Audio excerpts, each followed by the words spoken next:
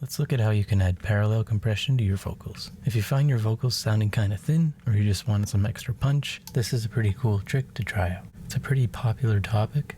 I feel like a lot of people that I talk to don't really have a good understanding of how to do it or how to use it, so I'm going to try and keep it as simple as possible. Let's dive right in.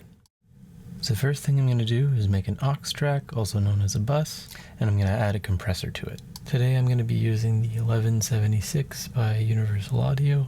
So now I'm going to take my vocal and I'm going to send it to my bus. I'm going to send a good amount because I want the compressor to react a lot. I'm going to bring up the input until I get about 6 to 8 decibels of gain reduction. I like to have a medium attack and roughly a medium release as well for this, and you can play around with the ratios. If you want a really nuke sounding tone and hear a lot of compression coming out, you could try playing around with the 20 ratio. For now I'm just going to keep it at 4 or 8. Then I'm going to take the fader and I'm going to drop it all the way down, and the reason why we call it parallel is I'm going to slowly start bringing it up in parallel to my main vocal, and so we have the exact same signal except one of them is highly compressed. I'm going to bring this up until I start hearing a thickness in my vocal, and then usually that's where I'm going to stop. Now in some cases you're going to get a little bit of a phasey sound appearing, and if that happens you just want to go make sure your delay compensation is on. So to do that in Pro Tools, we're just going to go to Options, go down the menu, and make sure that delay compensation is checked. Another issue that a lot of people come across is that they'll have an overly bright compressed signal, but I'm going to go over that shortly in another video because it's a bit of a process. As always, let me know if you have any questions in the comments. Make sure to follow me for more videos like this, and I'll see you in the next one.